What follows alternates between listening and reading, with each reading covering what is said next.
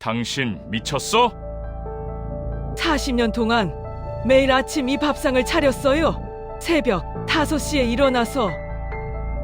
그게 지금 밥상을 엎을 이유가 돼? 난 당신을 사랑한 적이 없어요. 단 한 번도. 그게 갑자기 무슨 소리야? 여러분들이 어느 지역에서 듣고 계신지 댓글로 말씀해 주시면 가까운 지역 구독자님들과 서로 소통할 수 있습니다. 아직 구독하지 않으셨다면 구독해 주시고 좋아요 눌러주시면 영상 제작에 아주 큰 힘이 됩니다. 그럼 사연 시작하겠습니다. 2025년 봄 서울 강남의 한 고층 아파트. 이른 아침 햇살이 거실 창문으로 쏟아져 들어왔다. 부엌에서는 벌써부터 구수한 된장찌개 냄새가 퍼졌다. 박영선은 새벽 5시부터 일어나 밥상을 차렸다. 갓 지은 쌀밥, 직접 담근 김치, 정성스럽게 구운 생선, 나물 반찬까지 40년을 한결같이 이어온 아침 풍경이었다. 여보, 밥 차렸어요. 영선이 안방을 향해 조용히 말했다. 침실에서 김성철이 나왔다. 65세, 키가 크고 여전히 꼿꼿한 자세를 유지하는 그는 지방 국립대 명예교수였다. 정년퇴직 후에도 가끔 특강을 나갈 정도로 학계에서 인정받는 인물이었다. 오늘도 역시 완벽하군. 성철은 만족스러운 표정으로 밥상 앞에 앉았다. 신문을 펼치며 묻지도 않은 말을 이어갔다. 당신 덕분에 내가 여기까지 왔지. 교수 생활 35년 내내 뒷바라지해준 당신이 없었다면 불가능했을 거야. 영선은 대답 없이 미소만 지었다. 그러나 그 미소는 눈까지 닿지 않았다. 남편이 신문에 시선을 고정하는 사이 영선의 눈빛은 차갑게 식어갔다. 그녀는 앞치마 주머니 속 낡은 편지 봉투를 만지작거렸다. 누렇게 바랜 종이 1985년이라는 날짜가 희미하게 적혀 있는 그 편지는 영선이 40년간 간직해온 유일한 증거물이었다. 아, 그리고 당신. 성철이 신문에서 눈을 떼지 않은 채 말했다. 오늘 시간 되면 서재로 좀 와봐. 보여줄 게 있어. 무슨 일인데요? 좋은 일이지. 우리 노후 말이야. 걱정 없을 거야. 성철은 흡족한 표정으로 밥을 떠먹었다. 식사가 끝나고 성철이 커피를 마실 때 영선은 서재로 불려갔다. 성철은 낡은 나무 서랍장에서 파란색 서류 봉투를 꺼냈다. 이거 봐. 충청도 시골에 있는 땅 문서야. 2,000평이나 돼. 지금은 논밭이지만 10년 안에 개발될 가능성이 높아. 영선은 서류를 받아들었다. 토지대장을 보는 순간 그녀의 손이 미세하게 떨렸다. 소유자 명의.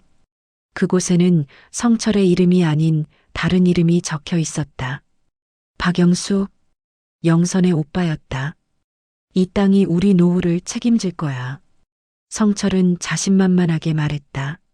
물론 명의는 당신 오빠 이름으로 되어 있지만 실질적으로는 내가 관리하고 있어. 나중에 당신 줄 선물이야.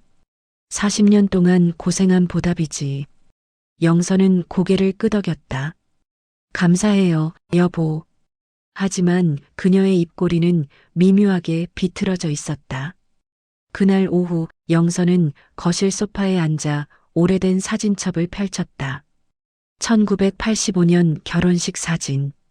25살의 영선은 순백의 웨딩드레스를 입고 있었지만 표정은 밝지 않았다. 27살의 성철은 자신만만하게 웃고 있었다. 그 사진 뒤편에 숨겨둔 작은 메모지가 있었다. 거기에는 영선의 악필로 이렇게 적혀 있었다. 1985년 4월 12일. 계약 시작. 2025년 4월 12일. 계약 종료. 핸드폰이 울렸다. 발신자는 이명희. 고등학교 동창이자 지금은 캐나다에 사는 영선의 유일한 친구였다. 영선아, 나야. 명희의 목소리는 걱정스러웠다. 오늘이 그날 맞지? 응. 정확히 40년째 되는 날이야. 영선은 창밖을 바라보며 낮은 목소리로 대답했다. 진짜 할 거야? 지금이라도 늦지 않았어. 40년을 기다렸어. 이제 시작할 때가 됐어. 영선의 목소리는 단호했다. 저녁 식사 시간. 성철은 오늘따라 기분이 좋은지 와인까지 꺼냈다. 결혼 40주년이잖아. 축하해야지. 네, 축하해요. 영선은 와인 잔을 들었다. 유리잔 너머로 보이는 남편의 얼굴은 왠지 낯설었다. 40년을 함께 살았지만 이 사람을 사랑한 적이 있었던가? 영선은 스스로에게 물었다.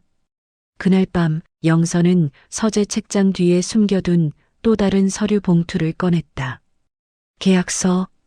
1985년 4월 5일 작성된 성철의 부모와 영선 사이의 비밀 계약서였다. 그 계약서에는 이렇게 적혀 있었다.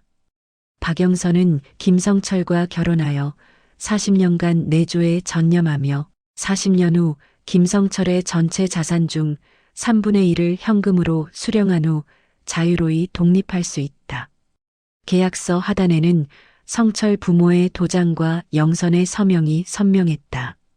성철 본인은 이 계약서의 존재조차 모르고 있었다.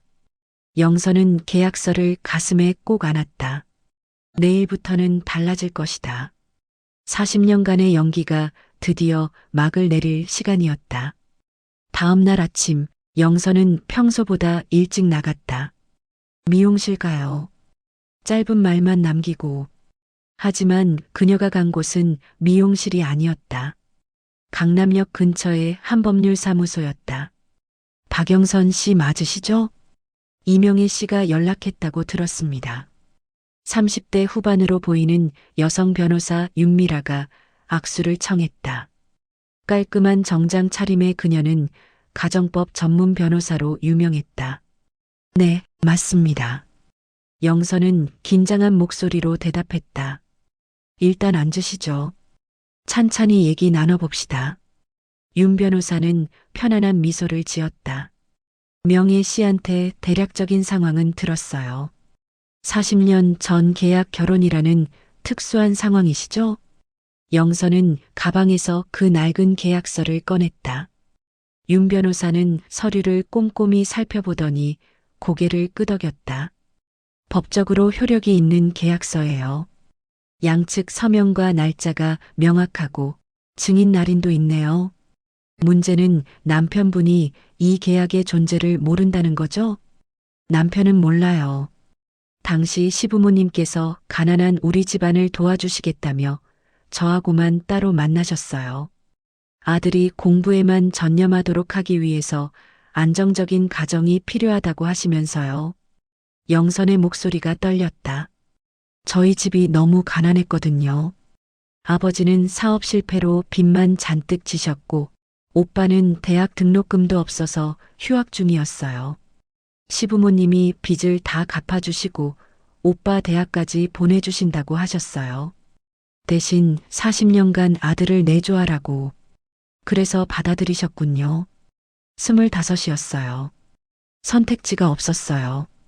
가족을 살리려면. 영선은 눈시울을 붉혔다. 그런데 결혼하고 보니 남편은 정말 저를 사랑한다고 믿고 있더라고요. 시부모님이 아들한테는 아무 말도 안 하신 거예요. 전 40년간 사랑받는 아내 연기를 해야 했어요. 진짜 사랑하는 척? 윤 변호사는 조용히 물을 한 잔 건네며 말했다. 남편분의 전체 자산 규모를 아세요? 네. 이 아파트가 시가 20억 정도 되고요.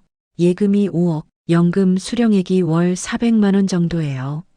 그리고 영선은 잠시 망설이다 말했다. 충청도에 땅이 있어요. 2,000평인데 명의가 제 오빠로 되어 있어요. 남편은 자기가 관리한다고 하지만 원래 그 땅은 원래는 윤 변호사가 눈을 반짝였다. 시부모님이 우리 오빠한테 약속하신 거였어요. 대학 졸업하고 사업 자금으로 쓰라고. 그런데 오빠가 사업에 실패하고 외국으로 나가버렸어요. 15년 전 일이에요. 그 이후로 남편이 그 땅을 관리해 왔죠. 오빠는 땅이 있는 것도 까맣게 잊고 지내요. 윤 변호사는 노트에 뭔가를 적으며 말했다. 중요한 정보네요. 토지 대장 등본 떼오실 수 있으세요? 이미 떼어왔어요.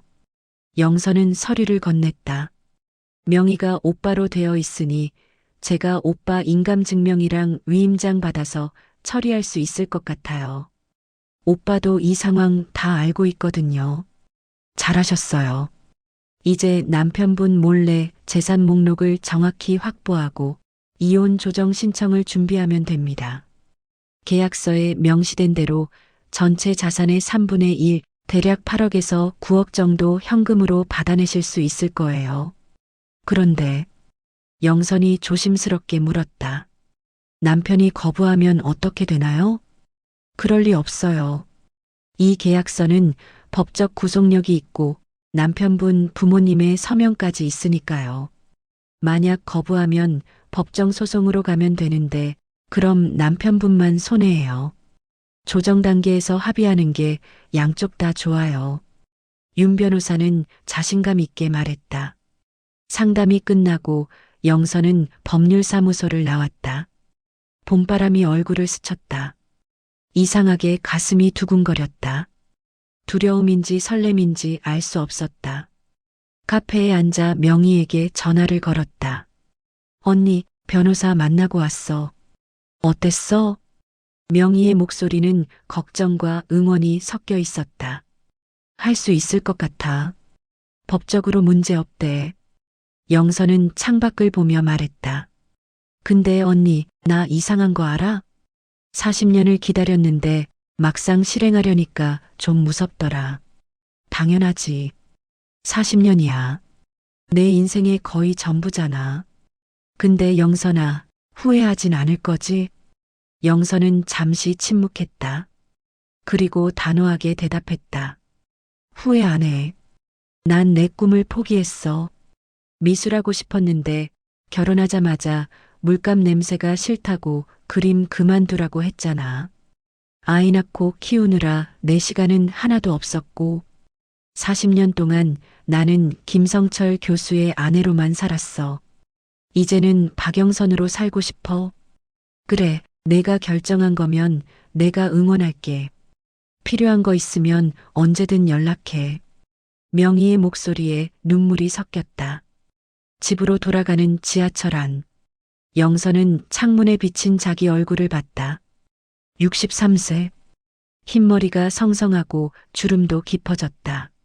하지만 눈빛만은 25년 전 그 젊은 여자와 똑같았다. 무언가를 갈망하는 눈빛. 집에 도착하니 성철이 서재에서 나왔다. 어디 갔다 와? 머리도 안 한 것 같은데. 미용실이 문 닫았어요. 그냥 백화점 구경하다 왔어요. 영선은 자연스럽게 거짓말을 했다. 40년간 수없이 연습한 거짓말이었다. 그래. 저녁 뭐 해 먹을 건데? 삼겹살 구이 하려고요. 좋아하시잖아요. 그래, 그거 좋지. 성철은 만족스럽게 웃으며 다시 서재로 들어갔다. 부엌에서 고기를 썰면서 영선은 생각했다.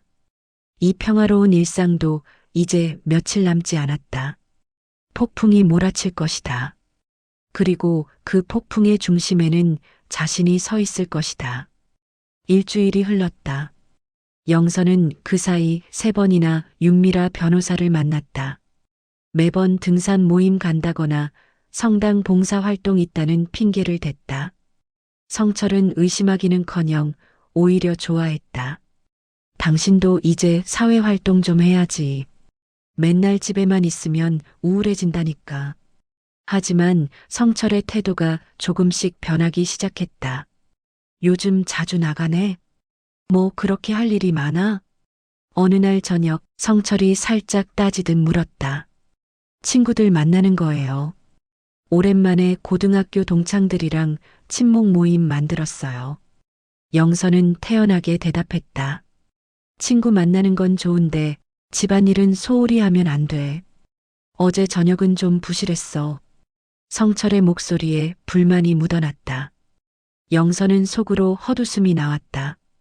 40년간 하루도 빠짐없이 밥 차려주었는데 단 하루 반찬이 부실했다고 지적하는 이 남자. 이제 더 이상 이 사람의 허락을 구하며 살 필요가 없다는 생각이 들자 마음이 홀가분해졌다. 알았어요. 앞으론 더 신경 쓸게요. 영선은 고개를 숙였다. 마지막 연기였다. 그날 밤 영선은 성철이 잠든 후 조용히 서재로 들어갔다.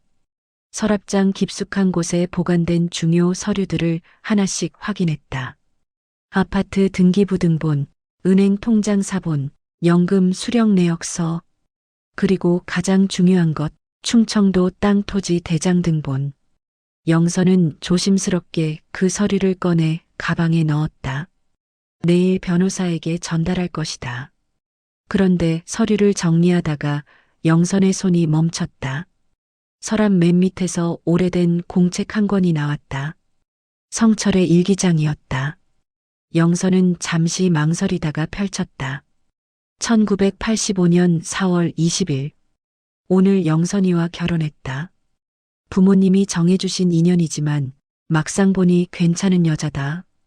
성실하고 조용하다. 내 공부에 방해되지 않을 것 같다.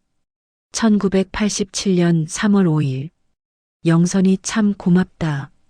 논문 쓰느라 밤새우는데도 불평 한마디 없이 커피 타다 준다. 이런 아내 만난 게 복이다. 1990년 6월 18일. 딸이 태어났다. 아들이면 좋았을 텐데 아쉽다. 하지만 영선이가 순산해서 다행이다. 힘들었을 텐데 웃으면서 괜찮다고 한다. 강한 여자다. 2005년 12월 30일. 교수 임용 20년이 되었다. 모두 영선이 덕분이다. 이 여자 없었으면 여기까지 못 왔을 것이다. 그런데 오늘 영선이 표정이 이상했다. 뭔가 슬퍼 보였다. 내가 뭘 잘못했나? 아니다. 내가 늘 잘해주는데 무슨 불만이 있겠나? 영선은 일기장을 덮었다. 가슴이 답답했다. 이 남자는 진짜로 자신을 사랑했던 걸까? 아니면 편리한 도구로 생각했던 걸까? 영선은 알 수 없었다. 어쩌면 성철 본인도 모를 것이다. 다음 날 오후 영선은 변호사 사무실에서 최종 서류를 검토했다. 이제 준비는 다 됐어요. 윤미라 변호사가 말했다. 언제 실행하실 건가요? 모레요. 결혼 40주년 당일이에요. 2025년 4월 12일. 영선의 목소리는 떨렸지만 결연했다. 확실하세요? 한번 시작하면 돌이킬 수 없어요. 40년을 기다렸어요. 하루도 빠짐없이요. 이제 끝낼 때가 됐어요. 영선은 고개를 끄덕였다. 그날 저녁 집으로 돌아오는 길에 영선은 문득 옛날 자주 가던 미술재료 가게 앞을 지나갔다. 45년 전 대학 입시를 준비하던 20살의 영선이 매일 들르던 그곳. 화구들을 구경하며 화가의 꿈을 키우던 그 시절. 영선은 가게 안으로 들어갔다. 어서 오세요. 젊은 직원이 인사했다. 유화 물감 한 세트하고 캔버스 몇 개 주세요. 영선은 오랜만에 설레는 목소리로 말했다. 그림 그리세요? 예전에 그렸어요. 이제 다시 시작하려고요. 영선은 미소 지었다. 40년 만에 진짜 미소였다. 집에 돌아와 영선은 산 물감을 보관함에 조심스럽게 넣었다. 성철한테 들키면 안 된다. 아직은 때가 아니다. 여보, 왔어요? 현관에서 영선이 불렀다. 성철이 서재에서 나왔다. 그런데 표정이 심상치 않았다. 당신 내 서류 건드렸어? 영선의 심장이 철렁 내려앉았다. 무슨 서류요? 땅 문서 말이야. 분명히 서랍에 넣어뒀는데 위치가 바뀌어 있어. 성철의 눈빛이 날카로웠다. 제가 청소하다가 서랍 정리했어요. 먼지 닦으려고요. 영선은 침착하게 대답했다. 서류는 함부로 건드리지 마. 중요한 거야. 성철은 경고하듯 말하고 다시 서재로 들어갔다. 영선은 부엌으로 가서 찬물을 한 잔 마셨다. 손이 떨렸다. 들킬 뻔했다. 하지만 이제 시간이 얼마 남지 않았다. 모레면 모든 게 끝난다. 그날 밤 영선은 천장을 보며 잠을 이루지 못했다. 옆에서는 성철이 코를 골며 평화롭게 자고 있었다. 이 남자는 꿈에도 모를 것이다. 내일 모레 아침 자신의 인생이 송두리째 뒤집힐 것이라는 사실을. 영선은 조용히 일어나 거실로 나갔다. 창문 너머로 보이는 서울의 야경. 반짝이는 불빛들. 영선은 그 불빛을 보며 생각했다. 저 불빛 하나하나에 저마다의 사연이 있겠지. 나처럼 참고 견디며 사는 사람이 얼마나 많을까? 아니면 진짜 행복한 사람도 있을까? 핸드폰이 울렸다. 명희였다. 영선아, 아직 안 자? 응. 잠이 안 와. 떨리지? 나도 떨려. 내일 모레잖아. 응. 언니, 나 잘하고 있는 거 맞지? 영선의 목소리가 흔들렸다. 당연하지.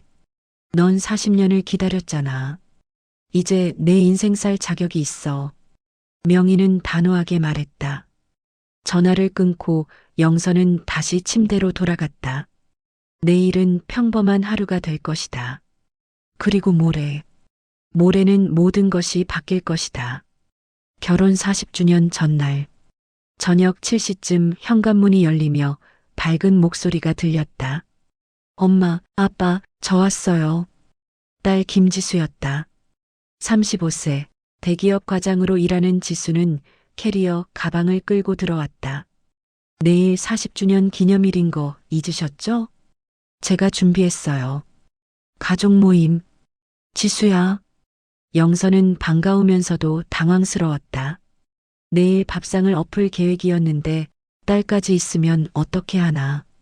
하지만 애써 웃으며 딸을 안았다. 언제 왔어? 회사는? 반찬했어요. 내일은 아예 휴가 내고요. 부모님 결혼 40주년인데 회사가 뭐가 중요해요. 지수는 환하게 웃었다. 성철도 서재에서 나왔다. 우리 딸, 효녀네. 잘 왔다. 아빠. 지수는 아버지에게 달려가 안겼다. 40년 동안 엄마 옆에서 잘 살아주셔서 감사해요. 우리 엄마가 세상에서 제일 좋은 여자잖아요. 성철은 흐뭇하게 웃었다. 그럼 당연하지. 당신 엄마 없었으면 나 여기까지 못 왔어. 영선은 부엌에서 그 모습을 지켜봤다. 가슴이 복잡했다. 딸은 모른다. 이 행복해 보이는 가정이 사실은 계약으로 시작된 거짓이라는 것을. 자신이 진짜 사랑으로 태어난 아이가 아니라 계약 이행의 산물이라는 것을. 저녁 식사 시간. 지수가 준비해온 케이크를 테이블 중앙에 놓았다. 내일 아침에 먹으려고 사왔어요. 프리미엄 케이크예요. 엄마 좋아하시는 딸기 케이크. 고마워, 지수야. 영선은 딸의 머리를 쓰다듬었다. 식사를 하면서 지수가 물었다. 엄마, 근데 요즘 자주 나가시죠? 아빠가 그러던데요. 무슨 모임이에요? 고등학교 동창 모임이야. 친구들이랑 오랜만에 친하게 지내고 있어. 좋네요. 엄마도 사회생활 하셔야죠. 근데 솔직히 말씀드리면. 지수가 조심스럽게 말을 이었다. 엄마, 너무 완벽하려고 하시는 거 아니에요? 완벽하다니? 영선이 고개를 들었다. 그러니까요. 매일 아침 밥상 차리고 집안일 완벽하게 하시고. 전 어렸을 때부터 엄마한테 부담 느꼈어요. 엄마가 너무 희생하시니까. 가끔은 엄마도 쉬었으면 좋겠어요. 제 친구들 엄마는 그렇게까지 안 하시거든요. 영선은 쓴웃음을 지었다. 그냥 습관이야. 40년 했으니까. 그게 문제예요. 습관이 되면 안 돼요. 엄마 인생도 있잖아요. 엄마는 뭐 하고 싶으세요? 취미 같은 거 없어요? 지수의 물음은 진지했다. 영선은 대답 대신 물을 한 모금 마셨다. 목이 메었다. 하고 싶은 게 있다.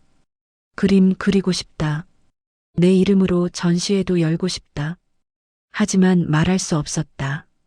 내일이면 모두 알게 될 테니까. 취미는 무슨? 집안일이 취미지. 성철이 대신 대답했다. 당신 엄마는 타고난 주부야. 누가 시키지 않아도 알아서 척척해. 지수는 아버지의 말에 미간을 찌푸렸다. 아빠, 그런 말씀하시면 안 돼요. 엄마가 주부로만 살아야 한다는 게 무슨 뜻이에요? 아니, 칭찬이야, 칭찬. 당신 엄마는 정말 훌륭한 아내라고. 성철은 당황하며 말했다. 아빠는 옛날 사람이시네요. 여자도 자기 인생이 있어요. 지수는 볼멘 소리로 말했다. 식탁이 잠시 조용해졌다. 영선은 딸을 바라봤다. 지수는 자신과 달랐다. 독립적이고 자기 생각이 뚜렷하고 누구한테도 휘둘리지 않는 여자. 영선이 가지지 못한 모든 것을 가진 딸. 자랑스러우면서도 부러웠다. 지수야, 넌 참 훌륭하게 컸구나. 영선이 조용히 말했다. 엄마 덕분이에요. 엄마가 강하게 키워주셔서. 지수가 엄마 손을 잡았다. 근데 이제 엄마도 좀 자유로워지셨으면 좋겠어요. 아빠도 이제 은퇴하셨고 저도 독립했잖아요. 엄마 인생 사세요. 영선은 딸의 손을 꼭 잡았다. 말하고 싶었다. 내일 엄마는 자유로워질 거라고. 하지만 입을 열 수 없었다. 밤 10시 지수는 자기 방으로 들어갔다. 영선과 성철만 거실에 남았다. 성철이 말했다. 내일 아침에 특별하게 준비해줘. 40주년이잖아. 알았어요. 영선은 짧게 대답했다. 그리고 지수한테 그 땅 얘기해줘야겠어. 나중에 지수 몫으로 물려줄 거니까. 성철은 만족스러운 표정으로 말했다. 땅 얘기요? 영선의 심장이 빨리 뛰었다. 응. 충청도 땅 말이야. 사실 그 땅은 당신 오빠 명의지만 실질적으로는 내가 관리하잖아. 내가 직접 산 땅이나 마찬가지야. 당신 오빠는 해외에 있으니 관심도 없고 나중에 개발되면 지수한테 줄 생각이야. 영선은 아무 말 하지 않았다. 내일이면 그 땅이 누구 것인지 분명해질 것이다. 참, 그 땅 문서 어디 있어? 내일 지수한테 보여주게. 성철이 물었다. 서재 서랍에 있잖아요. 영선은 태연하게 거짓말했다. 서류는 이미 변호사에게 전달되었다. 그래, 내가 찾아볼게. 성철이 서재로 들어갔다. 잠시 후 성철의 당황한 목소리가 들렸다. 여보, 서류가 없어. 영선은 침착하게 서재로 갔다. 뭐가 없는데요? 땅 문서. 분명히 여기 넣어뒀는데. 성철은 서랍을 뒤지고 있었다. 어머, 이상하네요. 제가 며칠 전에 분명히 봤는데. 영선은 같이 찾는 척했다. 혹시 다른 서랍에 넣으신 거 아니에요? 아니야. 분명히 여기 있었어. 성철은 점점 불안해했다. 내일 다시 찾아봐요. 늦었으니 자요. 내일 지수 때문에 일찍 일어나야 해요. 영선은 남편의 어깨를 두드렸다. 성철은 불안한 표정으로 서재를 나왔다. 그날 밤 성철은 잠을 설쳤다. 옆에서 영선은 평온한 얼굴로 잠든 것처럼 보였다. 하지만 사실 영선도 잠들지 못하고 있었다. 내일, 드디어 내일이다. 새벽 4시, 영선은 조용히 일어나 부엌으로 갔다. 마지막 밥상을 차리기 위해서. 아이러니하게도 그녀는 평생 중 가장 정성스럽게 밥상을 차렸다. 갓 지은 밥, 따끈한 된장찌개, 신선한 나물, 구운 생선, 계란말이까지. 완벽한 한상이었다. 그리고 이것이 김성철에게 차려주는 마지막 밥상이 될 것이다. 2025년 4월 12일 결혼 40주년 아침 햇살이 식탁을 비쳤다. 영선이 차려놓은 밥상은 그 어느 때보다 화려했다. 성철과 지수가 식탁에 앉았다. 와, 엄마 오늘 진짜 대박이다. 이게 다 뭐예요? 지수가 감탄했다. 특별한 날이잖니. 영선은 차분하게 말하며 마지막 접시를 식탁에 놓았다. 그리고 자신도 자리에 앉았다. 성철이 신문을 펼쳤다. 40년간 반복된 습관이었다. 역시 당신 솜씨는 최고야. 40년이 지나도 변함없어. 지수가 핸드폰을 꺼내 사진을 찍었다. 인스타에 올려야겠다. 우리 엄마표 한정식? 영선은 말없이 자기 앞에 밥그릇을 바라봤다. 김이 모락모락 올라오는 흰 쌀밥. 40년간 매일 아침 지었던 밥. 이제 마지막이다. 자, 건배할까? 물로라도. 지수가 물컵을 들었다. 엄마, 아빠, 결혼 40주년 축하드려요. 앞으로도 건강하게 행복하게 사세요. 성철이 물컵을 들었다. 그래, 앞으로 40년은 더 함께 살아야지. 안 그래, 여보? 영선은 물컵을 들지 않았다. 대신 천천히 입을 열었다. 여보, 응? 성철이 신문에서 눈을 떼지 않은 채 대답했다. 나 좀 봐줄래요? 영선의 목소리는 낮았지만 단호했다. 성철이 이상한 기운을 느끼고 신문을 내려놓았다. 영선의 표정이 심상치 않았다. 지수도 엄마를 쳐다봤다. 엄마, 무슨 일이세요? 지수가 물었다. 영선은 천천히 자리에서 일어났다. 그리고 식탁을 한 바퀴 돌며 차려놓은 음식들을 바라봤다. 40년의 세월이 이 밥상에 담겨 있었다. 영선은 깊게 숨을 들이쉬었다.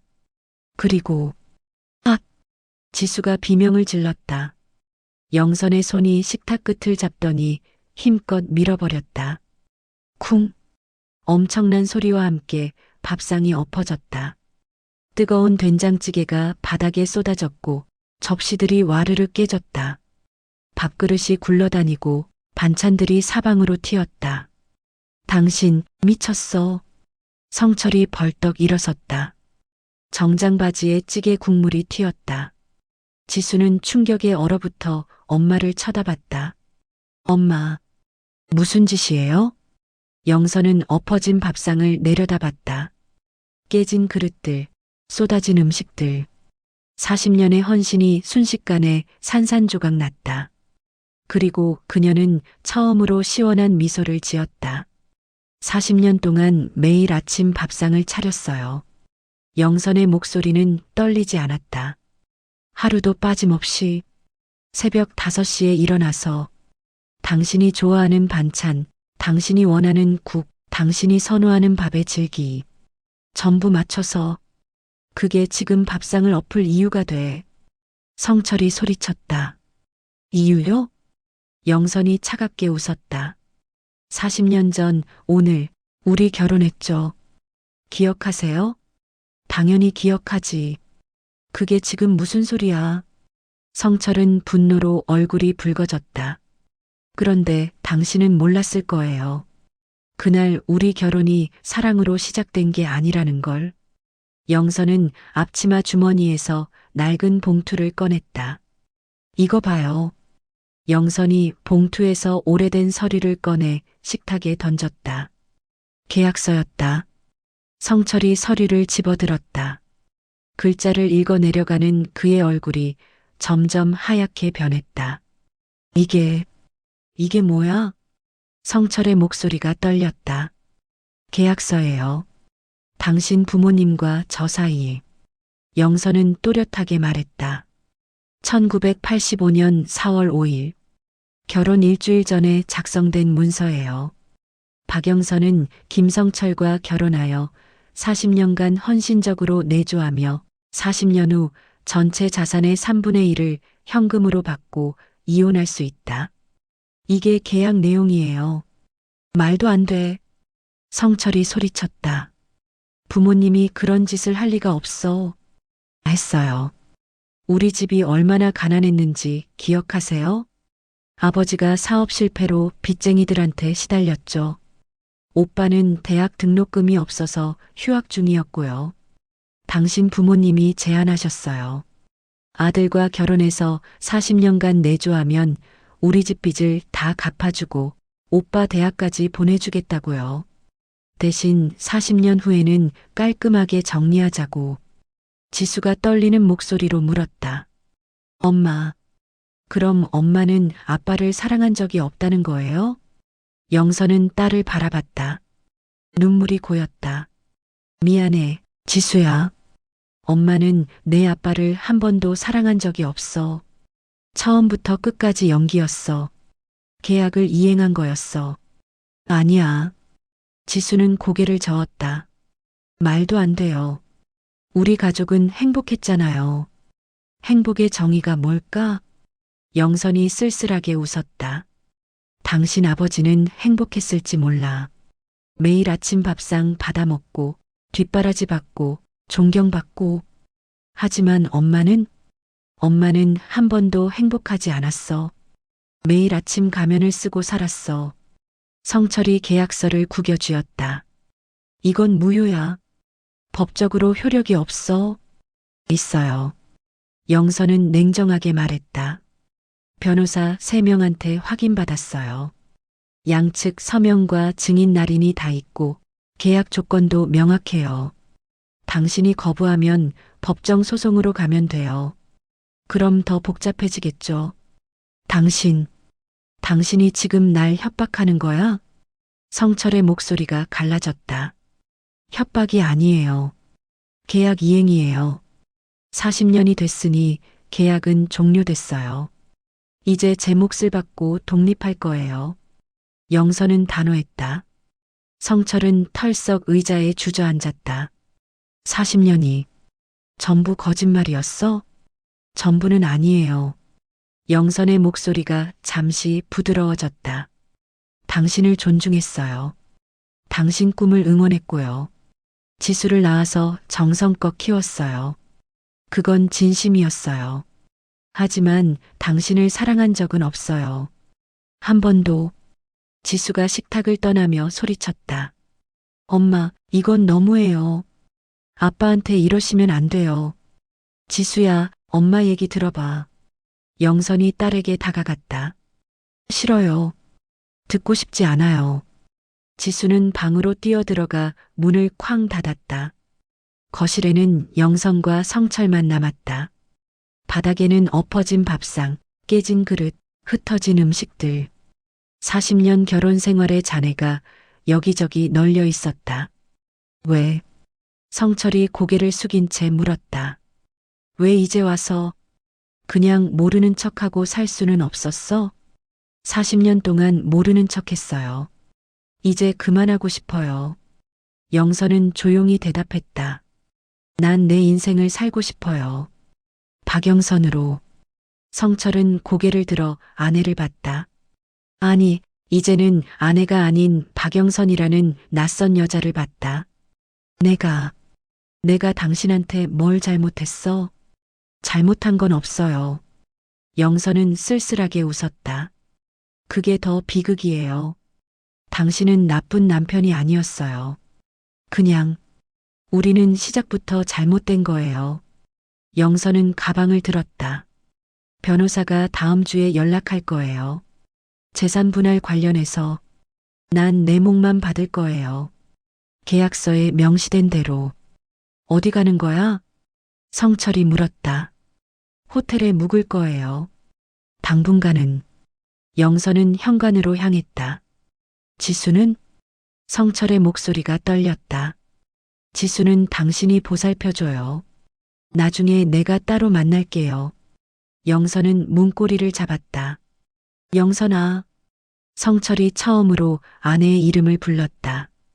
영선은 뒤돌아보지 않았다. 40년간 여보로 불러주셔서 고마웠어요. 이제는 그만하세요. 그리고 문을 열고 나갔다. 문이 닫히는 소리. 성철은 그 소리를 듣고 바닥에 털썩 주저앉았다. 3일이 지났다. 영선은 강남의 한 비즈니스 호텔에 머물고 있었다. 지수한테서는 연락이 없었다. 성철한테서는 하루에 10통씩 전화가 왔지만 모두 거절했다. 대신 윤미라 변호사를 통해서만 의사소통했다. 김성철 씨 측에서 만나자고 계속 요청하고 있어요. 윤 변호사가 전화로 말했다. 직접 대화하고 싶다고요. 만날 필요 없어요. 변호사님이 알아서 처리해 주세요. 영선은 단호했다. 알겠어요. 그런데 한 가지 이상한 점이 있어요. 김성철 씨가 재산 분할에는 동의하는데 충청도 땅만은 절대 양도할 수 없다고 해요. 왜 그럴까요? 영선은 잠시 생각했다. 그 땅이 뭔가 특별한가 봐요. 알아봐 주실 수 있어요? 물론이죠. 토지 대장 등본은 이미 확보했으니까 거래 내역이랑 취득 경위를 추적해 볼게요. 전화를 끊고 영선은 창밖을 바라봤다. 비가 내리고 있었다. 4월의 봄비. 영선은 문득 40년 전 결혼식 날을 떠올렸다. 그날도 비가 왔었다. 핸드폰이 울렸다. 명희였다. 영선아, 괜찮아? 응, 괜찮아. 영선은 대답했지만 목소리에 힘이 없었다. 지수는? 연락 안 와. 아마 아빠 편을 들 거야. 당연하지. 나도 그럴 것 같아. 영선의 목소리가 떨렸다. 시간이 지나면 이해할 거야. 지수도 어른인데. 명희가 위로했다. 그럴까? 영선은 쓸쓸하게 웃었다. 난 딸한테도 거짓말했어. 40년 동안 행복한 엄마인 척했어. 지수는 그걸 용서 못할 거야. 넌 최선을 다했어. 선택의 여지가 없었잖아. 명희의 목소리도 울먹였다. 그날 저녁 영선은 호텔 근처 작은 화랑에 들어갔다. 벽에는 여러 작가들의 그림이 걸려 있었다. 영선은 한 점 한 점 천천히 감상했다. 유화, 수채화, 아크릴화. 각자의 색깔과 이야기가 있었다. 그림 좋아하세요? 화랑 주인이 물었다. 60대 초반으로 보이는 여자였다. 네. 옛날에 조금 그렸어요. 영선이 대답했다. 다시 시작해보세요. 그림은 나이가 중요한 게 아니거든요. 화랑 주인이 미소 지었다. 63살에 시작하기엔 너무 늦었죠? 영선이 물었다. 늦은 게 아니에요. 이제 시작인 거죠. 저도 50에 다시 시작했어요. 남편하고 이혼하고 나서. 화랑 주인의 말에 영선은 깜짝 놀랐다. 이혼하고 그림을 시작하셨어요? 네. 30년 동안 남편 뒷바라지만 하다가 50에 자유의 몸이 됐어요. 그때부터 진짜 내 인생을 시작했죠. 화랑 주인은 환하게 웃었다. 지금이 인생에서 제일 행복해요. 영선은 그 말에 용기를 얻었다. 저도 할 수 있을까요? 물론이죠. 하고 싶다는 마음이 있으면 됩니다. 화랑 주인이 명함을 건넸다. 혹시 관심 있으시면 우리 화실에 오세요. 성인반 수업해요. 영선은 명함을 받아들었다. 아트스페이스 봄. 좋은 이름이었다. 다음 날 윤미라 변호사한테서 급한 전화가 왔다. 영선 씨, 지금 당장 사무실로 오실 수 있어요? 무슨 일이에요? 영선이 놀라 물었다. 충청도 땅거래 내역 추적했는데요. 큰일 났어요. 빨리 오세요. 영선은 서둘러 법률사무실로 갔다. 윤 변호사는 심각한 표정으로 서류를 내밀었다. 이거 보세요. 2010년 토지 거래 내역이에요. 영선은 서류를 받아 읽었다. 그리고 숨이 멎는 것 같았다. 이게 무슨 뜻이에요? 영선의 손이 떨렸다. 2010년 5월 김성철 씨가 그 땅을 15억에 매입했어요. 그리고 바로 박영수 씨, 그러니까 영선 씨 오빠 명의로 증여 형식으로 이전했어요. 증여세는 김성철 씨가 다 부담했고요. 왜요? 왜 남편이 그랬을까요? 영선은 혼란스러웠다. 서류를 더 보니까 각서가 나왔어요. 윤 변호사가 또 다른 서류를 보여줬다. 김성철 씨가 직접 작성한 각서예요. 이 토지는 박영수 씨에게 약속한 사업 자금 대신 제공하는 것이며 박영수 씨 또는 그 가족이 필요할 때 언제든 처분할 수 있다고 적혀 있어요. 영선은 고개를 저었다. 이해가 안 돼요. 남편이 왜 우리 오빠한테? 알아봤어요. 1985년 김성철 씨 부모님이 박영수 씨한테 사업 자금 5천만 원을 지원하기로 약속했대요. 그런데 박영수 씨가 사업에 실패하고 외국으로 가버렸죠. 김성철 씨는 그 약속을 지키기 위해 25년 뒤에 자기 돈으로 땅을 사서 박영수 씨 명의로 돌려놓은 거예요. 영선은 의자에 주저앉았다. 그럼 그 땅은 우리 오빠 거라는 거잖아요? 법적으로는 그래요. 그리고 영선 씨가 오빠 동의 받아서 그 땅을 처분할 권한이 있어요. 윤 변호사가 조심스럽게 말했다. 그런데 왜 김성철 씨가 그 땅만은 절대 안 된다고 한 거예요? 영선이 물었다. 아마도 윤 변호사가 말을 이었다. 그게 김성철 씨가 영선 씨한테 줄 마지막 선물이었을 거예요. 이혼하고 나서 영선 씨가 가질 수 있도록 부모님의 약속을 지키면서 동시에 아내한테 보답하려고 했던 거죠. 영선은 말문이 막혔다. 40년간 자신을 가둔 남자. 그 남자가 자신을 위해 15억짜리 땅을 준비했다니. 그런데 더 충격적인 게 있어요. 윤 변호사가 조심스럽게 말했다. 이 각서 날짜가 2025년 3월 15일이에요. 한 달 전이에요. 한 달 전이요? 영선이 놀라 물었다. 네. 김성철 씨가 한 달 전에 이 각서를 작성했어요. 마치 뭔가를 예상한 것처럼. 윤 변호사는 의미심장한 눈빛을 보냈다. 영선은 멍하니 창밖을 봤다. 성철이 알고 있었을까? 자신이 떠날 것을? 아니면 우연일까? 영선 씨, 어떻게 하실 거예요? 윤 변호사가 물었다. 영선은 대답하지 못했다. 머릿속이 복잡했다. 40년간 미워했던 남자. 그런데 그 남자가 마지막까지 자신을 생각하고 있었다니. 호텔로 돌아온 영선은 침대에 누웠다. 천장을 보며 눈물이 흘렀다. 이건 뭘까? 이 복잡한 감정은 미움도 아니고 사랑도 아니고 그냥 허무함이었다. 핸드폰이 울렸다. 성철이었다. 영선은 한참을 망설이다가 전화를 받았다. 여보세. 성철의 목소리가 들렸다. 그런데 이상하게 힘이 없었다. 왜 전화했어요? 영선이 차갑게 물었다. 땅 말이야. 성철은 힘겹게 말을 이었다. 그 땅은 당신 거야. 원래 당신 오빠한테 약속한 거였고, 이제 당신이 가질 자격이 있어. 내가 막을 권리 없어. 미안해. 40년 동안 당신 마음도 몰랐어. 난 행복한 줄만 알았어. 당신도 날 사랑하는 줄 알았어. 내가 바보였어. 성철의 목소리가 떨렸다. 이제 와서 사과해봤자 늦었어요. 영선은 냉정하게 말했다. 알아. 그래도 말하고 싶었어. 미안하다고. 그리고 성철이 잠시 침묵했다. 고맙다고. 40년 동안. 영선은 대답 없이 전화를 끊어버렸다.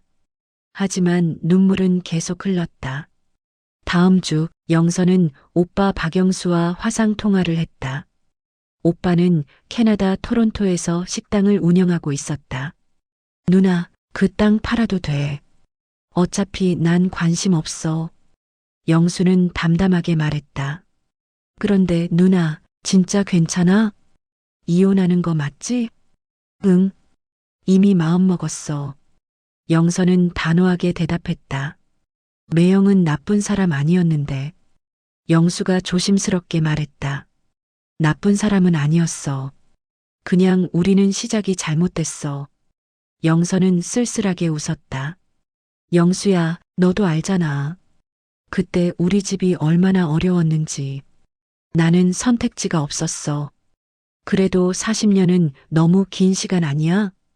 이제 와서 영수의 목소리가 안타까웠다. 이제라도 시작하는 거야. 난 아직 63이야. 20년은 더 살 수 있어. 영선은 결연했다. 알았어. 누나 결정이면 지지할게. 필요한 서류 다 보내줄게. 영수가 말했다. 전화를 끊고 영선은 부동산 중개업소를 찾아갔다. 충청도 땅을 팔기 위해서였다. 중개업자는 땅을 보더니 놀라는 표정을 지었다. 이 땅 대박인데요? 지금 개발 예정지예요. 최소 20억은 받으실 거예요. 빠르면 한 달 안에 거래될 겁니다. 20억이요? 영선이 깜짝 놀랐다. 15억에 산 땅이 20억이 됐다니. 네. 바로 옆에 산업단지 들어오거든요. 여기 땅값 폭등 중이에요. 중개업자는 신이 났다. 영선은 복잡한 심정이었다. 성철이 투자의 귀재였구나. 아니, 성철은 투자가 아니라 자신을 위해 그 땅을 준비했었다. 집으로 돌아가는 길, 영선은 문득 성철이 보고 싶었다. 아니, 정확히는 궁금했다. 성철은 지금 어떻게 지내고 있을까? 윤미라 변호사한테 전화했다. 혹시 김성철 씨 근황 들으셨어요? 네. 말씀드리려고 했는데 변호사의 목소리가 침울했다. 입원하셨대요. 입원이요? 영선은 놀랐다. 네. 스트레스성 협심증이래요. 며칠 전부터 가슴 통증 호소하시다가 병원 가셨대요. 지금 강남성 모병원에 계세요. 영선은 가슴이 철렁 내려앉았다. 심각해요? 아직은 괜찮다는데 안정이 필요하대요. 딸분이 간병하고 계시고요. 전화를 끊고 영선은 한참을 서 있었다. 병원에 가봐야 할까? 아니야. 내가 가면 더 악화될지도 몰라. 하지만 발걸음은 이미 병원 쪽으로 향하고 있었다. 강남성 모병원 5층. 영선은 성철의 병실 앞에 섰다. 문 너머로 지수의 목소리가 들렸다. 아빠, 물 좀 드실래요? 지수의 목소리는 지쳐 있었다. 괜찮아. 지수야, 너 회사는? 성철의 목소리도 힘이 없었다. 휴가 냈어요. 아빠가 더 중요하죠. 지수가 대답했다. 영선은 문을 두드렸다. 안에서 인기척이 느껴졌다. 문이 열리고 지수가 나왔다. 어머니를 보자 지수의 표정이 굳어졌다. 엄마. 지수의 목소리는 차가웠다. 지수야, 아빠 상태는 어때? 영선이 조심스럽게 물었다. 심근경색 직전이래요. 스트레스 때문에. 지수는 똑바로 어머니를 쳐다봤다. 엄마 때문이에요. 지수야. 영선은 가슴이 찢어지는 것 같았다. 들어가 보세요. 근데 아빠 충격 주지 마세요. 지금 상태가 안 좋거든요. 지수는 병실을 나갔다. 영선은 병실 안으로 들어갔다. 성철은 침대에 누워 있었다. 산소 마스크를 쓰고 있었고 각종 모니터가 연결되어 있었다. 일주일 사이에 10년은 늙어 보였다. 누구? 성철이 고개를 돌리다가 영선을 보고 멈췄다. 당신, 저예요. 영선은 침대 곁으로 다가갔다. 어떻게 이렇게 됐어요? 몸이 좀 안 좋아서. 괜찮아. 성철은 애써 웃으려 했다. 괜찮지 않아 보이는데요. 영선은 조심스럽게 성철의 손을 잡았다. 손이 차가웠다. 당신 손, 따뜻하네. 성철이 작은 목소리로 말했다. 의사 선생님은 뭐래요? 영선이 물었다. 스트레스 줄이고 안정하래. 근데 어떻게 스트레스를 줄여? 인생이 통째로 엎어졌는데. 성철은 자조적으로 웃었다. 미안해요. 영선은 진심으로 말했다. 당신이 미안할 건 없어. 난 40년간 행복했어. 진짜야. 당신이 연기했든 뭐든 나한테는 진짜 행복이었어. 성철의 눈에 눈물이 고였다. 근데 당신은 40년간 지옥이었겠지. 영선은 대답하지 못했다. 지옥이었을까? 정말 그랬을까? 그 딱 말이야. 성철이 말을 이었다. 봐라. 당신이 하고 싶은 거 해. 당신 오빠한테 약속했던 거니까 당신이 가질 자격 있어. 당신이 투자한 돈인데.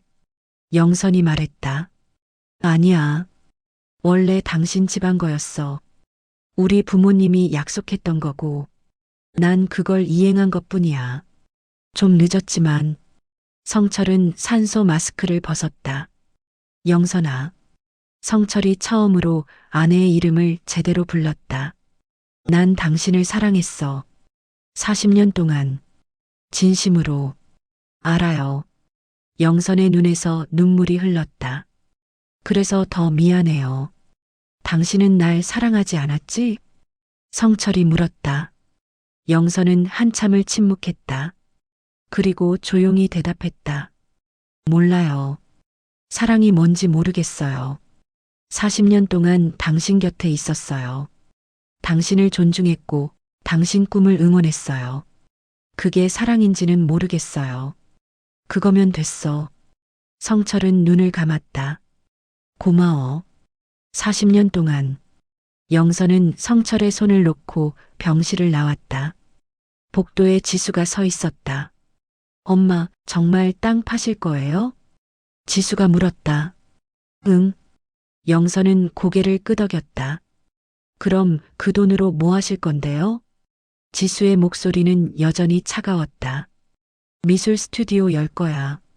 내가 40년 전에 포기했던 꿈. 영선은 말했다. 그 꿈 때문에 아빠를 버리는 거예요?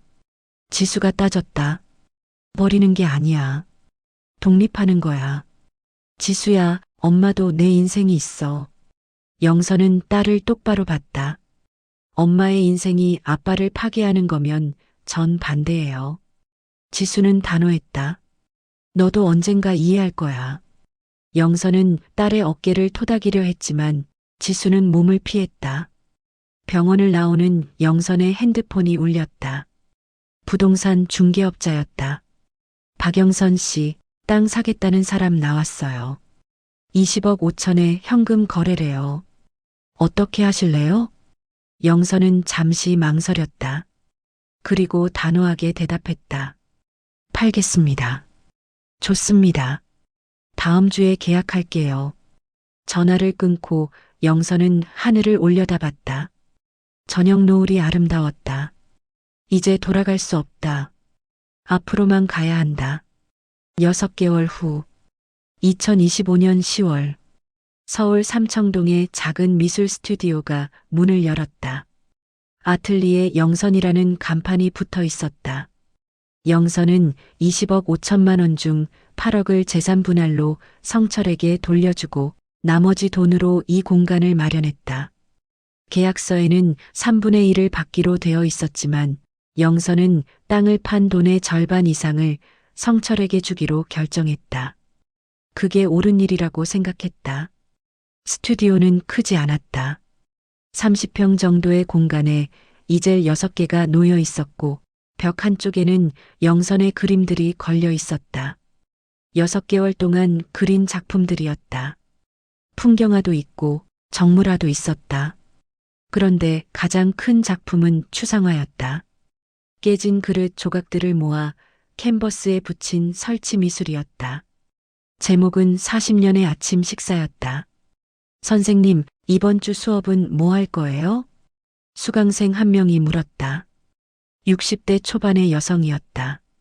이번 주는 자화상을 그려볼 거예요. 거울을 보면서 자기 얼굴을 그리는 거예요. 영선은 미소 지었다. 나이든 우리 얼굴에는 이야기가 담겨 있어요. 그 이야기를 그림으로 표현해 보는 거죠. 선생님, 그림 너무 좋아요. 특히 저 깨진 그릇 작품. 뭔가 슬프면서도 아름다워요. 또 다른 수강생이 말했다. 고마워요. 그 작품은 제 인생이 담긴 작품이에요. 영선은 작품을 바라봤다. 수업이 끝나고 영선은 혼자 스튜디오에 남았다. 캔버스 앞에 앉아 붓을 들었다. 새로운 그림을 시작할 참이었다. 그런데 문이 열렸다. 엄마, 지수였다. 6개월 만에 처음 보는 얼굴이었다. 영선은 놀라서 붓을 떨어뜨렸다. 지수야. 영선은 벌떡 일어났다. 스튜디오 예쁘네요. 지수는 주위를 둘러보며 말했다. 목소리는 여전히 조심스러웠다. 들어와. 앉아. 영선은 서툴게 의자를 권했다. 지수는 엄마의 그림들을 하나하나 보다가 깨진 그릇 작품 앞에 섰다. 이게 그날 밥상이에요? 응. 영선은 고개를 끄덕였다. 그날 깨진 그릇들을 다 모아뒀어. 그리고 이렇게 작품으로 만들었어. 엄마, 아빠 많이 아프세요. 지수가 조용히 말했다. 몸도 아프고 마음도 아프세요. 알아. 영선의 목소리가 떨렸다. 저도 처음엔 엄마를 이해 못했어요. 40년 결혼 생활이 전부 거짓이었다는 게 너무 충격이었거든요. 근데 요즘 생각이 바뀌었어요. 지수는 엄마를 바라봤다. 엄마도 희생자였구나 하고요. 지수야. 영선의 눈에 눈물이 고였다. 엄마는 선택의 여지가 없었잖아요. 25살에 가족을 구하기 위해 자기 인생을 포기한 거잖아요. 40년 동안 남의 인생을 살았고요. 지수가 말을 이었다. 전 엄마가 이기적이라고 생각했어요. 근데 아니더라고요. 엄마는 충분히 참았어요. 너무 오래 참았어요. 영선은 딸을 꼭 안았다. 미안해, 지수야. 내가 상처받을 줄 알면서도 멈출 수가 없었어. 괜찮아요, 엄마. 이제 이해해요. 지수도 엄마를 안았다. 그런데 엄마, 후회는 안 해요? 영선은 잠시 생각했다. 후회. 하지는 않아. 근데 허전하긴 해. 40년이라는 시간이 사라진 것 같아서.